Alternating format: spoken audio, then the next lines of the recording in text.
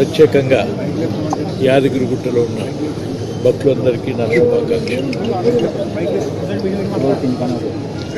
ముఖ్యంగా ఈ నూతన నిర్మాణం త్వరగా జరుగుతలేదనేటువంటి ఆందోళన ఇటు భక్తులకు, ఇటు కార్మికులకు, ఇటు వ్యాపారస్తులకు అందరికీ ఈ యాదగిరిగుట్ట అత్యంత ఆధునీకరణగా చేయాలని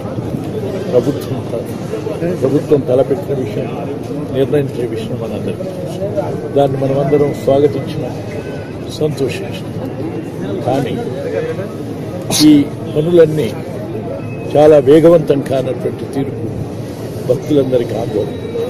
అందుకని భక్తులందరి తరఫున, ప్రజలందరి తరఫున ఈ ప్రభుత్వం చెప్పిన విధంగా సకాలంలో కట్టడాలన్నీ పూర్తి చేసి భక్తులకు ఇబ్బంది లేకుండా చేయాలని, అదేవిధంగా రోడ్లు, ఇతర సౌకర్యాలన్నీ ఏదైతే భక్తులందరికీ తెలియజేసినారో అవి సత్వరం పూర్తి చేయాల్సినటువంటి అవసరం ఉందని ప్రభుత్వానికి గుర్తు చేస్తుంది.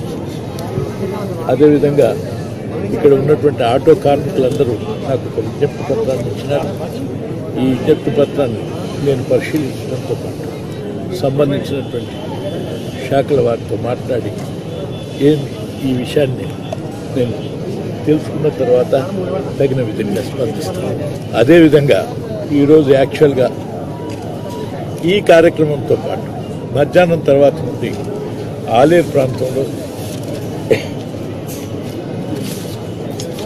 ఈ మధ్యకాలంలో మిషన్ కాకతీయలో తీసినటువంటి ఈ చెరువుల పూడిక, అందులో ఆ చెరువులలో కొన్ని చేప పిల్లలు నేసినటువంటి సంగతి, ఆ చేప పిల్లలు ద్వారా వచ్చేటువంటి ఆదాయం గురించి పదే పదే ప్రభుత్వం చెబుతున్నటువంటి విషయం చేత కొన్ని చెరువులను పరిశీలించి వాటి యొక్క పెరుగుదల ఏ విధంగా ఉన్నది మత్స్య కార్మికులందరితోటి కలిసి మాట్లాడాలనుకుంటున్నాను. కానీ అనుకోకుండా ఈ ప్రాంతంలో ఏదో దుర్గమ్మ జాతర పండుగ ఉండటం వలన ఆ కార్యక్రమం వాయిదా వేసుకున్నాను. మళ్ళీ ఒకసారి వస్తాను. ఇదే కార్యక్రమాన్ని 1-2 అన్న చూడటానికి బీబీనగర్ ప్రాంతంలో 1-2 చెరువులని ఎన్నుకున్నాం. ఇప్పుడు ఆ కార్యక్రమం అక్కడ పరిశీలించి ప్రభుత్వానికి తగిన సూచన ఇవ్వడానికి కానీ, ప్రభుత్వం చెప్పేదంటే సత్యం ఉన్నదా అని కానీ ప్రజలకు విశదీకరించడానికి వీలుగా నేను అధ్యయనం చేశాను.